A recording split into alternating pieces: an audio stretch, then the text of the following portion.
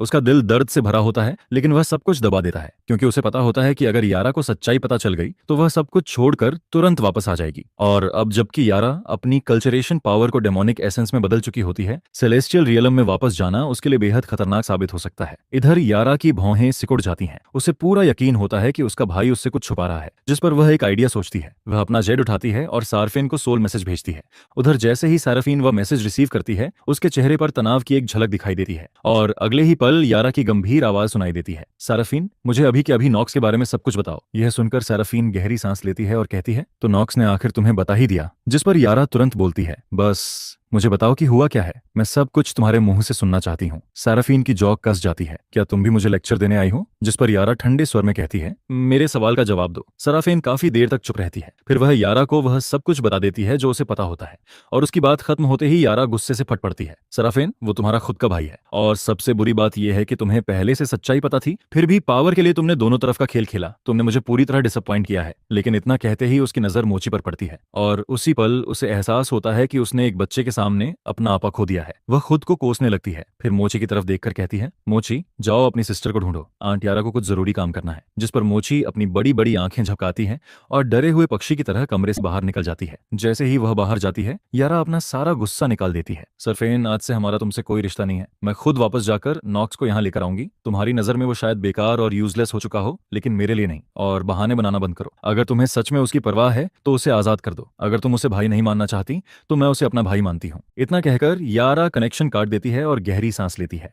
कुछ देर बाद वह नॉक्स को सोल मैसेज भेजती है, नॉक्स, मैं जल्द ही तुम्हें लेने वापस आ रही हूँ, मेरा इंतजार करना। यह सुनते ही नॉक्स तुरंत जवाब देता है, यारा मैं ठीक हूँ, बताओ। लेकिन यारा की आवाज आदेश की तरह वापस आती है, बहस मत करो, अभी तुम्हारा सिर्फ एक काम है, ठीक होना। अपना सामान पैक करो और मेरा इंतजार करो। यह सुनकर नॉक्स के होंठ कांपने लगते हैं। यारा का बिना किसी शर्त वाला प्यार उसके जमे हुए दिल में फिर से गर्माहट भर देता है। सोल मैसेज खत्म होने के बाद यारा तुरंत बाहर निकलती है क्योंकि वह अभी इसी वक्त वापस जाना चाहती है। लेकिन जैसे ही वह बाहर आती है, वह मोची को वहां खड़ा देखती है। उसकी आंखें नम होती हैं और वह मुझसे बात कर रही होती है। जिस पर मैं अपनी भौं उठाकर यारा की तरफ देखता हूं और कहता हूं, जरा इधर आओ, बात करते हैं। फिर मैं यारा को स्टोन पवेलियन की तरफ ले जाता हूं। वहां पहुंचकर मैं पूछता हूं, नॉक्स के साथ क्या हुआ है? यारा पीछे मुड़कर मोची को देखती है जो कोने से झांक रही होती है। उसकी आंखें लाल होती हैं और वह ऐसे दिखती है जैसे उससे कोई बड़ी गलती हो गई हो। यह देखकर यारा का दिल बैठ जाता है। उसे समझ आ जाता है कि उसके गुस्से ने मोची को डरा दिया है। फिर वह धीमी आवाज में कहती है, मेरा उसे डराने का इरादा नहीं था। जिस पर मैं जवाब देता हूँ, उसकी चिंता मत करो, वो जितनी दिखती है उससे ज्यादा मजबूत है। अभी तो उसे ज्यादा इस बात की चिंता है कि कहीं उसने तुम्हारे साथ कुछ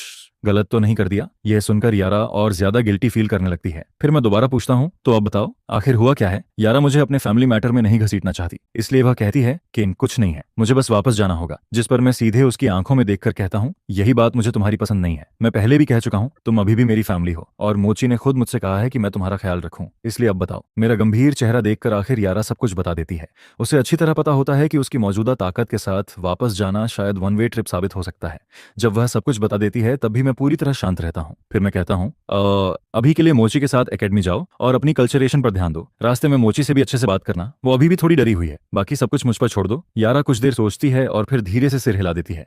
उसके जाने के बाद जेफर मेरे पास प्रकट होता है और मुस्कुराते हुए कहता है, तो तुम इस मामले में कुछ करने वाले हो? जिस पर मैं कहता हूँ, तुम्हें दूसरों की बातें सुनने का बड़ा शौक है। जेफर ऑकवर्ड हंसी हंसता है और कहता है, मैंने बस थोड़ा सा सुन लिया था। तो तुम सेलेस्टियल रियलम वापस जा रहे हो? मैं शांत स्वर में कहता हूँ, नॉक्स के साथ जो हुआ वो होना तय था, उसमें दखल देना मेरी जगह नहीं थी। यह सुनकर जेफर चुप हो जाता है। फिर मैं विषय बदलते हुए कहता हूँ, वैसे वो टी लीव्स निकालो जिन्हें तुम छुपाकर रख रहे हो। जिस पर जेफर तुरंत बोलता है, हमारे पास डीमन वुड टी के सिर्फ आखिरी 2 ऑन्सेस बचे हैं। अगर सिर्फ हम दोनों ही पीने वाले हैं तो क्या ये बर्बादी नहीं होगी? मैं हंसते हुए कहता हूँ, शिकायत मत करो, समय मिला तो मैं तुम्हें इसका पूरा 1 पाउंड ला दूंगा। यह सुनते ही जेफर की आंखें चमक उठती हैं। ये तुमने खुद कहा है, बाद में मुकरना मत। इतना कहकर वह लगभग उछलता हुआ अपने कमरे की तरफ चला जाता है। लेकिन जब वह टी लीव्स लेकर वापस आता है तब तक मैं स्टोन पैविलियन से गायब हो चुका होता हूँ। यह देखकर वह हल्की मुस्कान के साथ सिर हिलाता है और अकेले ही चाय बनाना शुरू कर देता है। लेकिन एक सांस जितने समय में ही मैं फिर पैविलियन में वापस आ जाता हूँ। जिस पर जेफर हैरानी से कहता है, तुम बहुत जल्दी वापस आ गए, चाय अभी तक तैयार भी नहीं हुई है। उधर शैडो विलो एकेडमी में यारा अपने भाई को सोल मैसेज भेजती है, नॉक्स, शायद मैं तुम्हें लेने नहीं आ पाऊंगी, लेकिन केन अब तुमसे नाराज नहीं है। उसने कहा है कि पहले पूरी तरह रिकवर हो जाओ फिर खुद यहाँ आ जाना। ये सुनते ही नॉक्स का चेहरा चमक उठा है। थैंक यू यारा, मैं अभी से रिकवर होना शुरू करता हूँ। उसे पूरा यकीन होता है कि यारा ने उसके लिए काफी अच्छी बातें की होंगी। सोल मैसेज खत्म होने के बाद वह गहरी सांस लेता है और अपना अंतिम फैसला कर लेता है। अब सेलेस्टियल रेल्म में उसके लिए कुछ भी नहीं बचा होता। वह धीरे धीरे उठता है और अपने चेहरे पर पानी डालने के लिए आगे बढ़ता है, लेकिन तभी आसमान के ऊपर से तेज सीटी जैसी आवाज गूंजती है। ऐसा लगता है जैसे अनगिनत ब्लेड्स हवा को चीरते हुए गुजर रहे हों। उधर एक विशाल हॉल के अंदर सार्फेन अपनी कल्चरेशन ट्रांस से बाहर आती है और अगले ही पल कई फिगर्स उसके सामने प्रकट हो जाते हैं। ये सभी ऑल्डेरन हाउस और लॉर्ड हेक्टर हाउस के ग्रैंड एम्परर रेल्म एक्सपर्ट्स होते हैं। उनमें से एक बूढ़ा आदमी बिना किसी रोक टोक के अपनी किलिंग इंटेंट छोड़ देता है। फिर वह गुस्से से गरजता है, सारफीन, हमारे लॉर्ड और उनके बेटे के साथ तुमने क्या किया है? यह सुनकर सरफेन पूरी तरह शॉक्ड रह जाती है। उसी समय सिल्वारा भी जल्दी से हॉल में पहुंचती है, क्योंकि उसे पहले ही रिपोर्ट मिल चुकी होती है। फिर वह कहती है, कुछ ही समय पहले लॉर्ड हेक्टर और डोरेन अचानक क्रिपल्ड हो गए हैं। उसका दिमाग तेजी से चल रहा होता है। मुझे जो जानकारी मिली है उसके अनुसार मामला वैसा नहीं है जैसा दिख रहा है। कृपया शांत रहिए। लेकिन लॉर्ड हेक्टर हाउस का पीक ग्रैंड एम्परर हार्किन अपनी नजरें सिल्वारा पर जमा देता है और ठंडे स्वर में कहता है, संभव है कि सिल्वारा भी इसमें शामिल हो। यह सुनकर सरफेन तुरंत आगे बढ़ती है। मास्टर, आखिर हुआ क्या है? जिस पर सिल्वारा कहती है, सरफेन, कुछ देर पहले लॉर्ड हेक्टर और उसका बेटा डोरियन अपने घर में थे। तभी एक भयानक ताकत ने उन्हें अचानक जकड़ लिया। किसी ने कुछ देखा तक नहीं। अगले ही पल उनकी मेरिडियंस टूट गईं, उनके कोर्स फट गए और उनकी पूरी कल्चरेशन पावर नष्ट हो गई। फिर दोनों बेहोश होकर गिर पड़े। यह सब बताते हुए सिल्वारा ध्यान से सार्फेन को देखती रहती है। क्या उसकी अपनी स्टूडेंट सच में ऐसा कुछ कर सकती है? उधर सार्फेन की भौहें कस जाती हैं। मास्टर, आप क्या कह रही हैं? अगर सिर्फ डोरेन की बात होती तो मैं समझ सकती थी, लेकिन आप अच्छी तरह जानती हैं कि लॉर्ड हेक्टर कितना शक्तिशाली है। जिस पर सिल्वारा गंभीर होकर पूछती है, अगर तुम नहीं थी तो फिर कौन था? मैं मानने को तैयार नहीं कि कोई इतनी आसानी से लॉर्ड हेक्टर को हरा सकता है। सरफेन तुरंत जवाब देती है, मुझे उन्हें खुद जाकर देखना होगा। कुछ ही देर बाद जब सरफेन डोरियन और लॉर्ड हेक्टर को देखती है, तब दोनों की हालत इतनी बुरी होती है कि वे मुश्किल से जिंदा दिखाई देते हैं और उनकी हालत तो नोक से भी कहीं ज्यादा खराब नजर आती है। सरफेन पूरी तरह से जड़ होकर खड़ी रह जाती है। उसके दिमाग में पूरे कोनगुन कॉन्टिनेंट का कोई भी ऐसा इंसान नहीं आता जो ऐसा कर सकता हो। इसके बाद समय तेजी से बीतता है और शाम तक यारा एकेडमी से वापस लौट आती है। आते ही वह सीधे मेरे पास पहुंचती है और कहती है, केन, मेरे डैड ने मुझे आज जो कुछ हुआ उसके बारे में सब बता दिया है। उन लोगों से बदला लेने में उनकी मदद करने के लिए धन्यवाद। थोड़ी दूर खड़ा जेफर यह सब देख रहा होता है और उसके चेहरे पर एक जानकार मुस्कान फैल जाती है। ओह, ये तो मजेदार है। जिस पर मैं पूरी तरह शांत चेहरा बनाए रखता हूँ और कहता हूँ, मुझे नहीं पता तुम किस बारे में बात कर रही हो। इसका मुझसे कोई लेना देना नहीं है। यह सुनकर यारा अपना मुंह ढककर हंसने लगती है। कितने क्यूट हो तुम। बाहर से हमेशा टफ बनते हो, लेकिन अंदर से बिल्कुल सॉफ्ट हो। मैं बस कंधे उचकाता हूँ। जो भी हो, वैसे मैंने अपना धन्यवाद पहुंचा दिया है। अब मैं वापस जाकर अपनी फॉर्मेशंस की प्रैक्टिस करने वाली हूँ। इसके बाद यारा वहां से चली जाती है, जिस पर जेफर हंसते हुए कहता है, तुम कभी नहीं बदलोगे। अपने आसपास के लोगों के लिए सब कुछ कर देते हो और फिर मानने से इनकार कर देते हो। मैं उसे साइड से देखता हूँ और कहता हूँ, अपने काम से मतलब रखो। अब जाओ और मेरी बेटी के लिए डिनर बनाओ। यह सुनकर जेफर और भी ज्यादा खुश हो जाता है। सच कहें तो उसे यहाँ की जिंदगी से बेहद लगाव हो चुका होता है। उसे वो लाइफ सच में पसंद आती है जो सबने मिलकर यहाँ बनाई होती है। इसके बाद कुछ दिन शांति और गर्मजोशी भरे माहौल में गुजरते हैं। फिर एक दिन मैं जेफर से कहता हूँ, मैं डीमनवुड जा रहा हूँ, तुम भी चल रहे हो क्या? यह सुनते ही जेफर का चेहरा चमक उठता है। तो तुमने सच में अपना वादा निभाया? लेकिन अगले ही पल उसके चेहरे पर कोई पुरानी बुरी याद उभर आती है। फिर वह कहता है, असल में इस बार मैं नहीं आऊंगा, मैं सिर्फ तुम्हारी स्पीड कम कर दूंगा। जिस पर मैं मन ही मन मुस्कुरा देता हूँ। मुझे पहले से पता होता है कि यह बूढ़ा आदमी डरा हुआ है। अगले ही पल मैं एक झटके में डीमन रियलम के सबसे पूर्वी किनारे पर पहुंच जाता हूं और हवा में रुक जाता हूं। मेरे सामने धरती से उठता हुआ एक विशाल पेड़ खड़ा होता है। उसका आकार किसी पर्वत जैसा होता है और उसकी चोटी सीधे आसमान को चीरती हुई नजर आती है। यही लेजेंडरी डीमनवुड होता है। एक समय ऐसा भी था जब यहाँ मेरी जान लगभग चली गई थी, लेकिन तभी डीमनवुड खुद बोल उठता है, फिर से चाय के लिए मेरी लीव्स चुराने आए हो क्या? जिस पर मैं हल्का सा मुस्कुराता हूँ, और अगर आया हूं तो। यह सुनते ही उसका स्वर तेज हो जाता है, क्या इस बार मरने तक लड़ना चाहते हो? फिर वह कहता है, अगर मुझे सही याद है तो डीमन रियलम का सबसे ताकतवर बनने के बाद भी तुम मेरे साथ सिर्फ ड्रॉ ही कर पाए थे। आखिर डीमनवुड कोई साधारण अस्तित्व नहीं होता, वह डीमन रियलम के जन्म से ही मौजूद होता है और सभी डीमन बीस्ट्स का निर्विवाद राजा माना जाता है। जिस पर मैं शांत स्वर में कहता हूँ, इस बार मैं तुम्हें कुछ नहीं समझकर कुचल दूंगा। फिर भी लड़ना चाहते हो? इतना कहते ही मैं अपनी पूरी कल्टीवेशन पावर बाहर छोड़ देता हूँ। अगले ही पल आसपास की हवा कांपने लगती है। भयानक दबाव पूरे विशाल पेड़ पर टूट पड़ता है और डीमनवुड बुरी तरह कांप उठता है। यह देखकर डीमनवुड अविश्वास में पड़ जाता है। ये संभव नहीं है। जिस पर मैं मुस्कुराता हूँ, क्यों नहीं? अब भी मरने तक लड़ना चाहते हो? यह सुनते ही डीमनवुड तुरंत पीछे हट जाता है। नहीं, बिल्कुल नहीं, कोई लड़ाई नहीं। फिर वह जल्दी से कहता है, मैं तो बस मजाक कर रहा था, बहुत समय बाद मिले हैं इसलिए ऐसे ग्रीट किया था। जिस पर मैं ठंडी आवाज में पूछता हूँ, अब भी लोगों को उन ट्रायल्स के जरिए धोखा देते हो? उनकी जान लेकर खुद को मजबूत बनाते हो? यह सुनते ही डीमनवुड का चेहरा बदल जाता है, क्योंकि अतीत में जब मैंने अभी तक अपना थ्रोन हासिल नहीं किया था, तब जेफर और मैं यहीं अपनी जान गंवाने वाले थे। डीमनवुड का हर हिस्सा कीमती होता है, लेकिन उसकी लीव्स सबसे ज्यादा मूल्यवान मानी मानी जाती हैं। जब उन्हें टीम में बनाया जाता है तो वे कल्चरेशन के लिए अद्भुत फायदे देती हैं। इसी वजह से अनगिनत फाइटर्स उसकी लीव्स चुराने यहाँ आते रहते हैं। दोनों तरफ लगातार नुकसान होते रहते हैं। आखिरकार डीमनवुड ने एक समझौता प्रस्तावित किया, सीधी लड़ाई बंद होगी, उसकी जगह ट्रायल्स होंगे। जो ट्रायल पास करेगा उसे लीव्स मिलेंगी। इसके बाद पूरे डीमन रियलम से लोग यहाँ आने लगते हैं और उन्हीं में से एक मैं भी था। लेकिन मेरी किस्मत सबसे खराब निकली क्योंकि मैं डीमनवुड की सबसे गुप्त चाल में फंस गया था। यह प्राचीन अस्तित्व कभी कभी जानबूझकर ऐसे ट्रायल्स बनाता था जिनसे निकलना असंभव होता था। वह लोगों को अंदर फंसा देता था। जब वे मर जाते थे तो उनके शरीर और कल्चरेशन पावर को निगलकर खुद को और मजबूत बनाता था। और दुर्भाग्य से जेफर और मैं भी ऐसे ही एक ट्रैप में फंस गए थे। अगर उस समय एक पीक ग्रैंड एम्परर वहां नहीं पहुंचता तो हम दोनों मर चुके होते। उसने ट्रैप में एक छोटी सी कमजोरी खोजी थी, फिर अपनी पूरी कल्चरेशन पावर जलाकर हमें बाहर निकाला था। वह इंसान सेना का पिता था। यह बात सुनते ही डीमनवुड साफ तौर पर सिहर उठता है। बिल्कुल नहीं, हमने जो वादा किया था उसे मैं कभी नहीं भूला। जिस पर मैं कहता हूँ अच्छा है, क्योंकि अगर मुझे पता चला कि तुम फिर वही कर रहे हो तो तुम्हें अच्छी तरह पता है क्या होगा। इसके बाद मैं अपनी असली वजह बताता हूँ। आज मैं 2 कारणों से आया हूँ। पहला, मैंने जेफर से टी लीव्स का वादा किया था। दूसरा, मैं सेना का बकाया लेने आया हूँ। सच तो यह होता है कि मुझे एक पल के लिए भी भरोसा नहीं होता कि डीमनवुड सच में बदल चुका है। इसीलिए मैं सीधे पेड़ की चोटी पर जाने की बजाय उसके अंदर प्रवेश करता हूँ। जैसे ही मैं विशाल लाइट डोम के अंदर पहुंचता हूँ, मेरे ऊपर 10 विशाल लाल ऑनर्ब्स दिखाई देते हैं।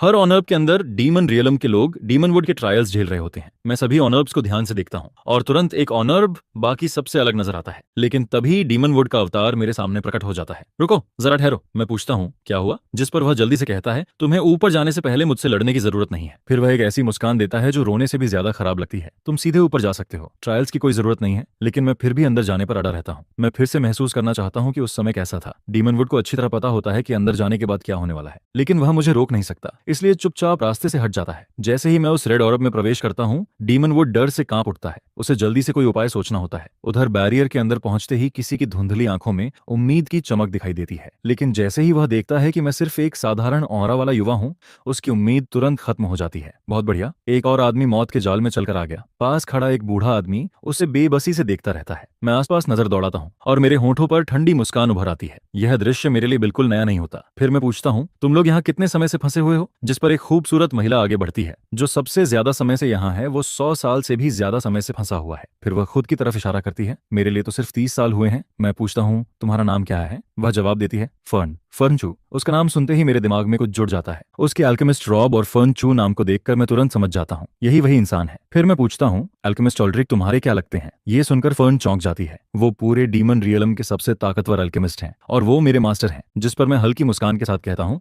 बहुत बढ़िया, मैं तुम्हें यहाँ से बाहर निकालूंगा, बदले में मेरे लिए उन्हें एक मैसेज पहुंचा देना। ये सुनते ही फर्न पूरी तरह स्थिर रह जाती है। क्या मैंने सही सुना? तुमने कहा कि तुम हमें बाहर निकालोगे? मैं शांत स्वर में जवाब देता हूँ, बिल्कुल सही सुना। मैं यहाँ तुम सबको बचाने आया हूँ। लेकिन मेरी बात सुनते ही वहां मौजूद सभी कल्टीवेटर ऐसे देखने लगते हैं जैसे मैं पागल हो गया हूँ। बहुत बढ़िया, ये तो अंदर आते ही अपना दिमाग खो बैठा। आखिर उनकी नजर में डीमनवुड की ताकत बेहद भयावह होती है। यहाँ तक कि इटर्नल नाइट डीमन एम्परर भी शायद उन्हें नहीं बचा सकता। लेकिन फर्न अब भी उम्मीद की एक छोटी सी डोर पकड़े रहती है। फिर वह पूछती है, तो तुम हमें बाहर कैसे निकालोगे? जिस पर मैं सीधा जवाब देता हूँ, बहुत आसान है, मैं डीमनवुड को मजबूर कर दूंगा कि वो तुम्हें छोड़ दे। यह सुनते ही पूरा इलाका खामोश हो जाता है। अब सबको पूरा यकीन हो जाता है कि मैं सचमुच पागल हूँ। लेकिन तभी मैं आराम से ऊपर देखता हूँ और कहता हूँ, क्या तुम बाहर आकर खुद सफाई नहीं दोगे? मेरे शब्द खत्म भी नहीं होते कि डीमनवुड सबके सामने प्रकट हो जाता है। उसका चेहरा बेहद खराब दिख रहा होता है। फिर वह कहता है, इसमें समझाने जैसा क्या है? तुम्हें पहले से जवाब पता है। डेमनवुड को अचानक सामने देखकर वहां मौजूद सभी लोग स्तब्ध रह जाते हैं। रुको, ये तो खुद डेमनवुड है। एक मिनट, इस आदमी ने सिर्फ एक वाक्य बोलकर डेमनवुड का अवतार बुला लिया? क्या ये सच में हमें बाहर निकालने वाला है? जिस पर मैं डीमनवुड की तरफ देखकर मुस्कुराता हूँ। तुमने खुद हमारा पुराना वादा तोड़ा है। क्या तुम्हारे पास कोई संतोषजनक एक्सप्लेनेशन नहीं है? यह सुनकर डीमनवुड जल्दी से कहता है, तुम्हें ऊपर की कितनी लीव्स चाहिए? मैं ठंडे स्वर में जवाब देता हूँ, क्या तुम्हें लगता है कि मैं यहाँ लीव्स के लिए आया हूँ? डीमनवुड आखिरी कोशिश करता है, तो फिर आखिर तुम मुझसे चाहते क्या हो? मैं बिना किसी भाव के कहता हूँ, पहला ऑप्शन, मैं तुम्हें नष्ट कर दूं। दूसरा ऑप्शन। इतना कहकर मैं अपने होंठों पर एक खतरनाक मुस्कान लाता हूँ। मैं दूसरा ऑप्शन चुनता हूँ। डीमनवुड कुछ समझ नहीं पाता। दूसरा ऑप्शन क्या है? जिस पर मेरी मुस्कान और चौड़ी हो जाती है, तुम खुद को मेरी ट्रेजर रिफाइनिंग मटेरियल बनने के लिए सौंप दो। यह सुनते ही डीमनवुड पूरी तरह भड़क उठता है। क्या कहा? फिर वह गुस्से से चिल्लाता है, मैं डीमन रियलम के जन्म से मौजूद हूँ और तुम ये सब इन लोगों के सामने कह रहे हो? यह सुनते ही डीमनवुड लगभग रोने वाला चेहरा बना लेता है। ये तो बहुत बेइज्जती वाली बात है। इसमें और मुझे मार देने में आखिर फर्क ही क्या है? जिस पर मैं शांत स्वर में कहता हूँ, तो इसका मतलब तुम मौत चुन रहे हो। फिर मैं ठंडी आवाज में जोड़ता हूँ, ठीक है, तुम्हारी ये इच्छा भी पूरी कर देता हूँ। यह सुनते ही डीमन वुड का चेहरा और ज्यादा उतर जाता है। रुको, मैं मरना भी नहीं चाहता। मैं उसकी कांपती हुई हालत को देखता हूँ और मन ही मन हंस देता हूँ। ये आंसू नहीं, सिर्फ मगरमच्छ के आंसू होते हैं। इस समय डीमन वुड अपनी सारी शान और घमंड छोड़ चुका होता है। फिर वह लगभग गिड़गिड़ाते हुए पूछता है, क्या कोई तीसरा ऑप्शन नहीं है? मैं तुमसे विनती करता हूँ। लेकिन मैं उसे कोई जवाब नहीं देता। तुम्हारे पास फैसला लेने के लिए एक सांस का समय है। फिर मैं जोड़ता हूँ, और अगर चाहो तो उसी एक सांस में अपने आखिरी शब्द भी बोल सकते हो। यह सुनकर डीमन वुड पूरी तरह निराशा में डूब जाता है। एक सांस बीतते ही मेरी आवाज मौत के फरमान की तरह गूंजती है। समय खत्म। डीमन वुड अपनी आंखें बंद कर लेता है। फिर आखिरकार हार मानते हुए कहता है, ठीक है, मैं रिफाइनमेंट स्वीकार करता हूँ। जिस पर मैं संतुष्ट होकर सिर हिलाता हूँ। अच्छा फैसला, अब अपना कोर हार्ट दिखाओ। मेरे शब्द खत्म होते ही डीमन वुड के सामने एक गहरा लाल प्रकाश गोला प्रकट होता है। मेरी आंखें सिकुड़ जाती हैं और अगले ही पल इटर्नल नाइट एम्परर रिंग मेरी पीठ के पीछे दिखाई देता है। अनंत डेमनिक एसेंस उस कोर हार्ट में उमड़ पड़ती है, जिस पर डेमन वुड दर्द से भयानक चीख निकालता है। उसी समय बाहर खड़ा विशाल पेड़ भी बुरी तरह कांपने लगता है। सिर्फ 3 सांसों बाद सब कुछ खत्म हो जाता है और जहां कभी डीमन वुड खड़ा था वहां अब सिर्फ एक विशाल गड्ढा बचता है। इसके बाद मैं और डीमन वुड स्पेस में फंसे हुए सभी कल्टीवेटर्स हवा में प्रकट हो जाते हैं। जैसे ही सब लोग बाहर आते हैं, उनकी नजरें तुरंत मेरी तरफ चली जाती हैं, क्योंकि मेरे हाथ में अब एक छोटा सा चमकता हुआ स्प्राइट तैर रहा होता है। उससे हल्की रोशनी निकल रही होती है। मैं उसे देखते हुए बुदबुदाता हूँ, इस साइज में तो ये सच में काफी क्यूट लग रहा है। फिर मैं डीमन वुड को अपने पास रख लेता हूँ और फर्न की तरफ मुड़ता हूँ। क्या तुम अभी अपने मास्टर से संपर्क कर सकती हो? फर्न अभी भी सदमे से बाहर आने की कोशिश कर रही होती है। फिर वह धीरे से कहती है, मैं कोशिश कर सकती हूँ। लेकिन अगले ही पल उसके चेहरे पर झुंझलाहट आ जाती है। वो बूढ़ा आदमी पता नहीं कितने सालों से बाहर घूम रहा है। कई बार तो मुझे लगा कि मैं डीमन वुड के अंदर ही मर जाऊंगी और उसे खबर तक नहीं होगी। यह सुनकर मैं हल्का सा ऑकवर्ड हंस देता हूँ। खैर, अगर तुम उनसे संपर्क तय कर लो तो उन्हें कहना कि शैडो वेल सिटी के ऊपर मुझसे मिले। फर्न मुझे आश्चर्य से भरी आंखों से देखती है। फिर थोड़ा झिझकते हुए पूछती है, सर क्या मैं आपका नाम जान सकती हूँ? इस समय वह पूरी तरह फैन गर्ल बन चुकी होती है, लेकिन मैं उसे सीधा जवाब नहीं देता। जब तुम अपने मास्टर से मिलो तो उनसे कहना कि जिस इंसान ने कभी उनकी दाढ़ी का एक एक बाल साफ कर दिया था वो उन्हें ढूंढ रहा है। फिर मैं मुस्कुराता हूँ। बाकी मैं कौन हूँ ये तुम्हें जल्द ही पता चल जाएगा। लेकिन तभी अचानक हवा में एक के बाद एक तीखी आवाजें गूंजने लगती हैं। सभी लोग उस जगह की तरफ देखते हैं जहां कुछ देर पहले डीमन वुड मौजूद था, लेकिन अब वहां सिर्फ खाली आसमान बचा होता है। यह देखकर भीड़ में हैरानी की लहर दौड़ जाती है। अभी यहाँ आखिर हुआ क्या था? उसी समय आसमान में एक विशाल काला वॉइड फट जाता है और उसके अंदर से एक व्यक्ति बाहर कदम रखता है। उसके पूरे शरीर से घुटन पैदा कर देने वाली डेमोनिक एसेंस निकल रही होती है, जबकि उसका असली चेहरा पूरी तरह छिपा हुआ होता है। उसके पीछे एक एम्परर रिंग तैर रहा होता है। यह देखकर वहां मौजूद सभी लोग तुरंत झुक जाते हैं। हम सॉलिटरी डीमन एम्परर को प्रणाम करते हैं, लेकिन रिवेन किसी की तरफ ध्यान नहीं देता। वह सिर्फ हवा में बची हुई ऊर्जा के निशानों को महसूस करता है। फिर उसके चेहरे पर धीमी मुस्कान उभरती है, जैसा कि मेरे मास्टर से उम्मीद थी। वह आगे कहता है, यहाँ तक कि डीमन वुड भी रिफाइनमेंट से नहीं बच पाया। उधर शैडो वेल सिटी के शांत पिछवाड़े वाले बगीचे में मैं जमीन का एक समतल हिस्सा चुनता हूँ। फिर हाथ का हल्का सा इशारा करता हूँ। अगले ही पल डीमन वुड खुद को एक साधारण पेड़ के रूप में बदल लेता है और वहीं जड़ें जमा लेता है। मैं उसे ध्यान से देखता हूँ। तभी मुझे कुछ अप्रत्याशित महसूस होता है। डीमन वुड के पास एक खास पैसिव इफेक्ट मौजूद होता है। जो भी उसके 3 जांग के दायरे में कल्चरेशन करता है, उसकी कॉम्प्रिहेंशन कई दर्जन गुना बढ़ जाती है। यह देखकर मैं मुस्कुरा देता हूँ। आने वाले सालों में ये मेरी बेटी की कल्चरेशन के लिए बहुत मददगार होगा। लेकिन तभी जफर अचानक मेरे सामने प्रकट हो जाता है। जैसे ही उसकी नजर उस पेड़ पर पड़ती है, वह अविश्वास में जम जाता है। सालों तक जिसने उसके सपनों में डर पैदा किया था, वही चीज अब उसके सामने खड़ी होती है। फिर वह मेरी तरफ मुड़ता है और खुशी से भर जाता है। मैं तो सोच रहा था कि तुम कुछ पाउंड टी लीव्स लेकर लौटोगे। फिर वह हंस पड़ता है, लेकिन तुम तो पूरा डीमन वुड ही उठा लाए। इस समय जफर की खुशी देखने लायक होती है।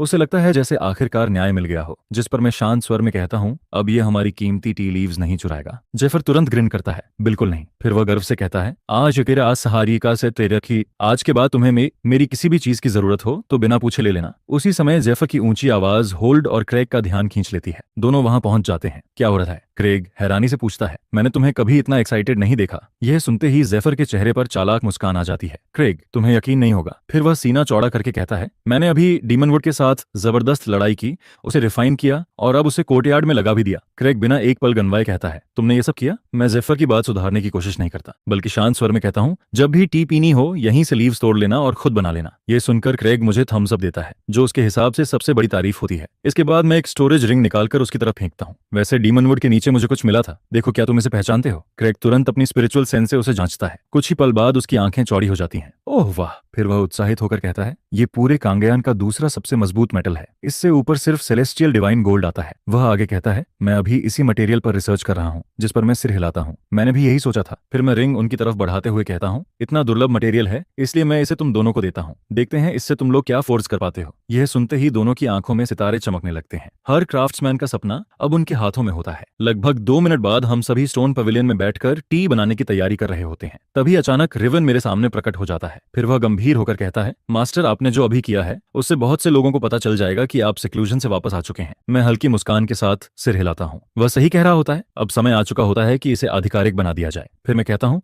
ऐसा करो, खबर फैला दो कि मैं इन सभी सालों से क्लोज्ड डोर कल्टीवेशन में था और अब ब्रेक थ्रू के साथ बाहर आया हूँ। यह सुनते ही रिवेन तुरंत झुक जाता है, जैसी आज्ञा मास्टर। लेकिन तभी मेरे चेहरे पर एक शरारती मुस्कान आ जाती है। वैसे मुझे कुछ याद आया। मैं उसे देखते हुए कहता हूँ, कुछ समय पहले तुमने कहा था कि तुम्हें किसी पर सीक्रेट क्रश है। फिर मैं हंसते हुए जोड़ता हूँ, अपने मास्टर की बात मानो, 1 पाउंड डेमनवुड टी लीव्स ले जाओ और उसे अभी भेज दो। मैं गारंटी देता हूँ कि वह तुम्हारा मतलब समझ जाएगी। यह सुनते ही रिवेन का चेहरा लाल हो जाता है। मास्टर, मुझे समझ नहीं आ रहा आप किस बारे में बात कर रहे हैं। उसकी हालत देखकर मैं मुस्कुरा देता हूँ। शर्माओ मत, अपने मास्टर को सब बताओ। फिर मैं मजाक में कहता हूँ, मेरी शादी भले ही असफल रही हो, लेकिन इसका मतलब यह नहीं कि मैं अपने स्टूडेंट की मैच मेकिंग नहीं कर सकता। आखिरकार रिवेन धीरे से बुदबुदाता है, बस मुझे नहीं लगता कि उसे मुझ में कोई इंटरेस्ट है। जिस पर मैं उसके कंधे पर हाथ रखता हूँ। तुम्हें अपने ऊपर ज्यादा भरोसा रखना चाहिए। फिर मैं मुस्कुराकर कहता हूँ, इस पूरे डीमन रियल में इस समय तुमसे ज्यादा ताकतवर सिर्फ तुम्हारा मास्टर है, और ऊपर से तुम दिखने में भी काफी अच्छे हो। अगर तुम्हें वो पसंद है तो मैं कह रहा हूँ उसे भी तुम जरूर पसंद हो। रिवेन कुछ देर झिझकता है, फिर धीरे से कहता है, वो फ्रॉस्ट फीनिक्स सेक्ट की होली मैडन है। यह नाम सुनते ही मेरी भौहें सिकुड़ जाती हैं।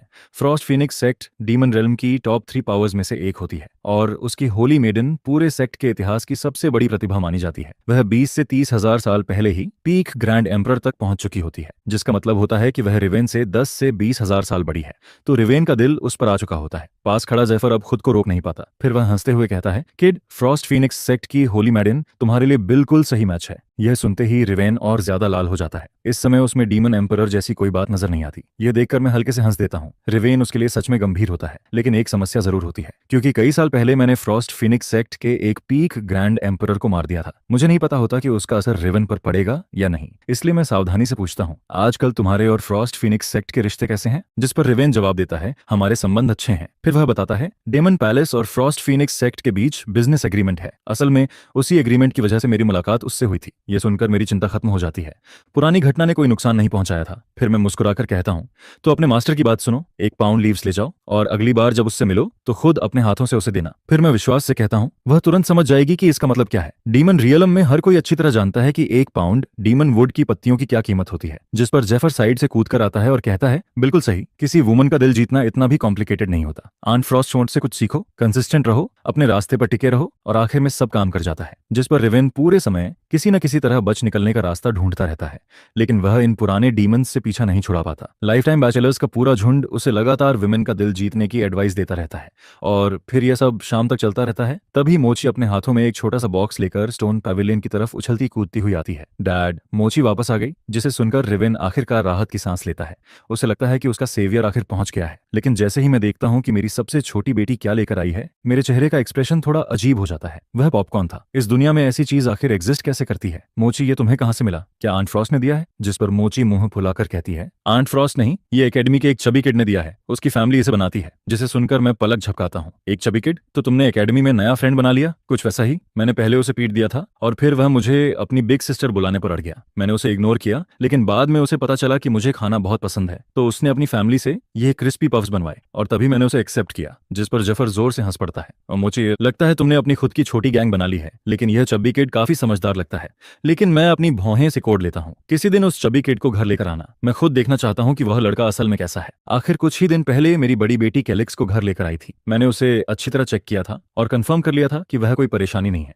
और अब मेरी छोटी बेटी भी किसी अनजान किड के इन्फ्लुएंस में आ चुकी है और यह लड़का शायद किसी दूसरी दुनिया से आया सोल ट्रैवलर भी हो सकता है। कोई ऐसा इंसान जिसने मेरी बेटी की यूनिकनेस को पहचान लिया हो। यह सोचकर ही मेरी रीडम में ठंडक दौड़ जाती है। नहीं, जब समय आएगा मैं उस किड की सोल जरूर पढ़ूंगा। लेकिन मोची अपनी नाक सिकोड़ते हुए कहती है, मैं उसे डिनर पर नहीं लाना चाहती। वह मोटा है और अभी भी उसकी नाक बहती रहती है। उसे अपना साइडकिक बनाना भी एम्बैरेसिंग लगता है। फिर तुमने उसे एक्सेप्ट क्यों किया? जिस पर मोची वह छोटा बॉक्स ऊपर उठाती है, क्रिस्पी पफ्स की वजह से। और यह सुनते ही वहां मौजूद हर कोई पूरी तरह चुप हो जाता है। ठीक उसी समय LRA और सेना पीछे वाले गार्डन से चलते हुए वहां पहुंचती हैं। सेना की आंखें लाल हो चुकी थीं। अभी अभी उसने पीछे वाले गार्डन में डीमन वुड को देखा था। वह उस प्रेजेंस को कभी नहीं भूल सकती थी, क्योंकि उसी डीमन वुड ने उसके पिता की कल्चरेशन पावर को बर्बाद किया था और उसके छोड़े हुए पुराने घाव आखिरकार उनके पिता की मौत का कारण बन गए थे।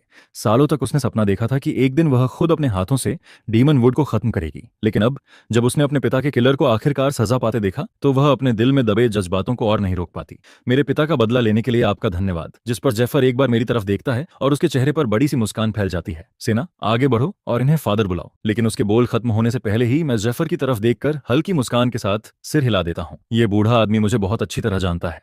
जिस पर सेना पूरी तरह जड़ हो जाती है। उसे समझ ही नहीं आता कि अब क्या करे। क्या हुआ? क्या मैं तुम्हारा फादर बनने लायक नहीं हूँ? नहीं, ऐसी बात नहीं है। बिल्कुल है। असल में मैं ही आपके लायक नहीं हूँ। तो फिर किस बात का इंतजार कर रही हो? सेना दिल से यह कहना चाहती थी, लेकिन वह खुद को एक आखिरी सवाल पूछने से रोक नहीं पाती। सर, आप मुझे अपनी बेटी क्यों बनाना चाहते हैं? जिस पर मैं धीरे से सांस छोड़ता हूँ। यह तुम्हारे पिता की वजह से है। एक बार मेरी उनसे मुलाकात हुई थी और उन्होंने मेरे लिए कुछ ऐसा किया था जिसे मैं आज तक नहीं भूला। इसी वजह से जब हम पहली बार मिले थे तब मैं चाहता था कि तुम मेरी बेटी के करीब आओ। यह सुनते ही सेना को अचानक अपने पिता की कही हुई एक बात याद आ जाती है। उन्होंने कहा था कि उनकी जिंदगी का सबसे गर्व वाला पल वह था जब अपनी कल्चरेशन पावर के आखिरी दिनों में उन्होंने एक ऐसे राइजिंग स्टार के साथ कंधे से कंधा मिलाकर लड़ाई लड़ी थी जो एक दिन पूरी दुनिया को हिला देगा। और अब मेरे सामने खड़े होकर उसे मुझमें उसी इंसान की झलक दिखाई देती है। अगले दिन जब रिवेन यह खबर फैलाता है कि इटर्नल नाइट डीमन एम्परर अपनी सिक्लूजन से बाहर आ चुका है तो यह खबर पूरी दुनिया में शॉकवेव की तरह फैल जाती है। इसी दौरान सेलेस्टियल रियलम के एक ग्रैंड हॉल में सिल्ववारा जल्दी से सराफेन के पास पहुंचती है। सराफेन, कुछ बहुत बड़ा हो गया है। इटर्नल नाइट डीमन एम्परर वापस आ गया है और वह पहले से भी ज्यादा टेरिफाइंग हो चुका है। जिसे सुनते ही सराफेन की सांसें जैसे थम जाती हैं। बहुत छोटी उम्र से ही वह उसकी रिस्पेक्ट और एडमिरेशन करती आई थी, लेकिन जब से उसे पता चला था कि उसके पास इमैकुलेट एम्परर थ्रोन है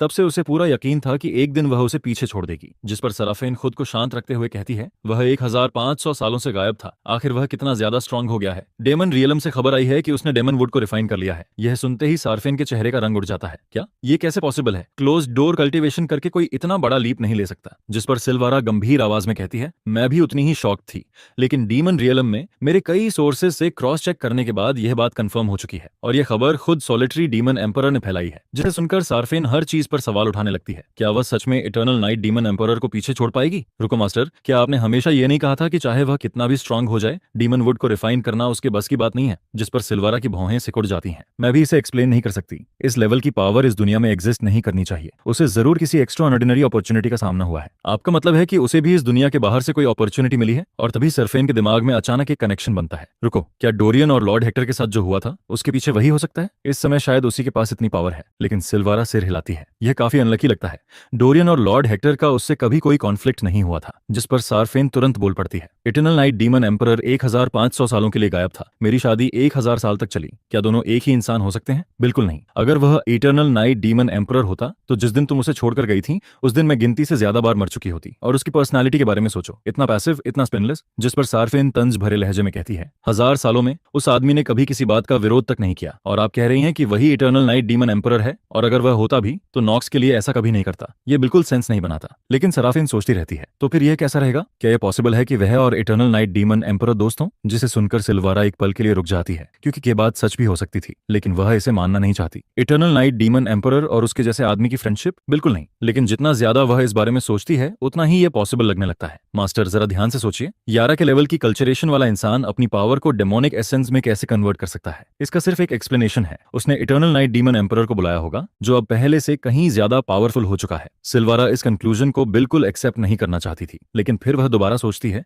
और उसके चेहरे पर हल्की मुस्कान उभर आती है। Sherfane, eternal night demon emperor सिर्फ उसका फ्रेंड है, वह खुद इटर्नल नाइट डीमन एम्परर नहीं है। और तुम भी एक दिन उतनी ही पावरफुल बनोगी। सिर्फ वही नहीं है जिसे इस दुनिया के बाहर से अपॉर्चुनिटी मिल सकती है। तुम्हें अपनी कन्विक्शन कभी कमजोर नहीं होने देनी चाहिए। तुम्हारी खुद की स्ट्रेंथ ही सबसे ज्यादा इंपॉर्टेंट है। जिस पर सरफेन मजबूती से सिर हिलाती है। आप सही कह रही हैं मास्टर, लेकिन जब समय आएगा क्या मैं सच में उन रिसोर्सेज की मदद से और ज्यादा स्ट्रांग बन पाऊंगी? तुम्हें सिर्फ अपने मास्टर पर भरोसा रखना है। हमारा प्लान लगातार आगे बढ़ रहा है। एक दिन ऐसा आएगा जब इटर्नल नाइट डीमन एम्परर भी तुम्हारे सामने पावरलेस होगा। लेकिन अभी की सिचुएशन को देखते हुए हमें सावधान रहना होगा। वह आदमी इटर्नल नाइट डीमन एम्परर का फ्रेंड है और इस बात की पूरी संभावना है कि वह उस कनेक्शन का इस्तेमाल करके हमें खत्म करने की कोशिश करे। लेकिन सारफिन बिना एक पल गंवाए सिर हिला देती है। नहीं, मैं उसे जानती हूँ, वह मेरे साथ ऐसा कभी नहीं करेगा। इसके कुछ दिन बाद एक सुबह मोची अपनी सबसे प्यारी पप्पी आइज बनाकर मेरे पास आती है। मोची मोची आज एकेडमी नहीं जाना चाहती। क्या आप मुझे आन फ्रॉस्ट से मिलने ले जा सकते हैं? कई दिन हो चुके थे जब मैंने आखिरी बार फ्रॉस्ट को देखा था, और सच कहूं तो मुझे उसकी कमी फील होने लगी थी। जिस पर तभी मुझे एहसास होता है कि फ्रॉस्ट भी काफी समय से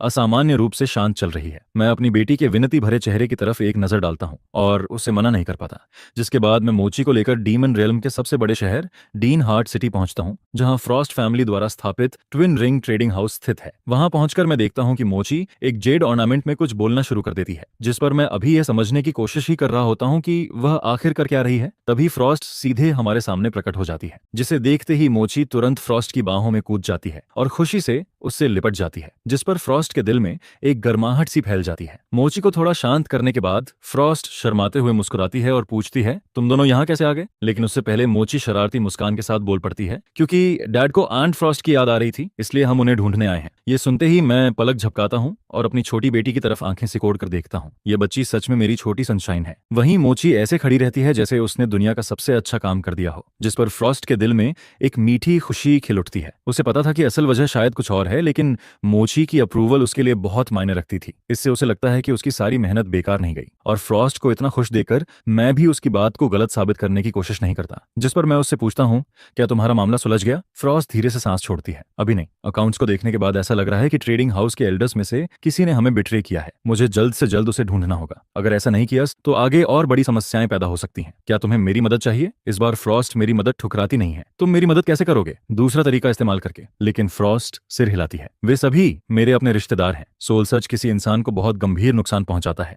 इसे सिर्फ आखिरी विकल्प के रूप में इस्तेमाल किया जाना चाहिए। जिस पर वह थोड़ा सोचकर आगे कहती है, लेकिन अगर सिर्फ सोल सर्च की धमकी देकर उन्हें डराया जाए तो शायद अभी के लिए वही सबसे तेज तरीका होगा। ठीक है। फिर मुझे अचानक कुछ याद आता है। वैसे मैं तुम्हारी मदर से भी मिलना चाहता हूँ। काफी समय हो गया है। जिसे सुनकर फ्रॉस्ट हल्के से मुस्कुराती है। जरूर। लेकिन अगले ही पल वह शरारती अंदाज में पूछ बैठती है, क्या इसे पेरेंट्स से मिलने जैसा माना जाए? जिस पर मैं तुरंत उसकी पेशानी पर उंगली से हल्का सा फ्लिक मार देता हूँ। तुम्हारे दिमाग में आखिर चलता क्या रहता है? मैं बस उनका एहसान मानता हूँ और उन्हें रिस्पेक्ट देने आया हूँ। लेकिन फ्रॉस्ट अंदर ही अंदर बेहद खुश हो जाती है, क्योंकि यह पहली बार था जब मैंने अपनी मर्जी से उसे छुआ था। वह फिजिकल कॉन्टैक्ट को लेकर इतनी सेंसिटिव थी कि उसी समय फैसला कर लेती है कि अगले कुछ दिनों तक अपने बाल नहीं धोएगी। इसके बाद मैं एक गिफ्ट बॉक्स निकाल कर उसे देता हूँ, जिस पर फ्रॉस्ट उसे बड़े ध्यान से अपने पास रख लेती है। थैंक यू, मुझे यह गिफ्ट बहुत पसंद आया। उसके मन में तो यह तक चल रहा था कि वह इन टी लीव्स को हमेशा के लिए संभाल कर रखेगी। यह देखकर मैं जल्दी से जोड़ता हूँ, यह सिर्फ तुम्हारे लिए नहीं है, इसका कुछ हिस्सा तुम्हारी मदर के लिए भी है। लेकिन फ्रॉस्ट बिना सोचे जवाब देती है, कोई बात नहीं, मेरी मदर को टी पसंद नहीं है। कुछ देर बाद लेडी चिन से मिलने और उन्हें रिस्पेक्ट देने के बाद फ्रॉस्ट फैमिली के सभी सीनियर मेंबर्स को एक जगह इकट्ठा करती है और सीधे मुद्दे पर आ जाती है। मैंने पता लगाया है कि हमारी सीनियर लीडरशिप के बीच कई ट्रेटर्स मौजूद हैं। कोई लंबे समय से छिपकर हमारे खिलाफ काम कर रहा है और ऐसा लग रहा है कि वे किसी बड़ी योजना पर काम कर रहे हैं। उसकी बात पूरी होने से पहले ही वहां मौजूद सभी लोग शॉक में आ जाते हैं, जिस पर ग्रैंड एल्डर जल्दी से आगे बढ़ता है और पूछता है, तुम्हें आखिर क्या पता चला है? अगले ही पल सभी की नजरें मेरी तरफ मुड़ जाती हैं। मैं अपनी सामान्य शक्ति से 5 गुना ज्यादा पावर इस्तेमाल करता हूँ और भीड़ पर नजर दौड़ाता हूँ, और तभी मुझे तुरंत 2 लोग दिखाई देते हैं जो वैसे नहीं थे जैसे दिख रहे थे। मैं सीधे उनकी तरफ इशारा करता हूँ। ये दोनों कॉम्प्रोमाइज्ड हैं, जिसे सुनते ही उन दोनों के चेहरे बदल जाते हैं और उनका शरीर तन जाता है। फ्रॉस्ट तुरंत पूछती है, इनके साथ क्या गलत है? मैं शांत स्वर में जवाब देता हूँ, इनकी सोल्स कॉम्प्रोमाइज हो चुकी हैं। इन दोनों पर सोल सीजर किया गया है। मेरे इतना कहते ही पूरा हॉल हंगामे से भर जाता है। यह असंभव है। चाहे कोई भेष कितना भी परफेक्ट क्यों ना हो, वह हम जैसे वेटरन्स को धोखा नहीं दे सकता। और सबसे बड़ी बात, ग्रैंड एम्परर की सोल बेहद स्टेबल होती है। एम्पर थ्रोन की वजह से उसका शरीर किसी भी फॉरेन सोल को लगभग पूरी तरह रिजेक्ट कर देता है। सोल सीजर होना नामुमकिन है। और तभी आरोपित एल्डर्स में से एक एल्डर मेरी तरफ तिरस्कार से देखता है। तुम्हारी ऑरा पूरी तरह अस्थिर है। तुम अभी ग्रैंड एम्परर रियलम तक भी नहीं पहुंचे हो। सही कहा ना?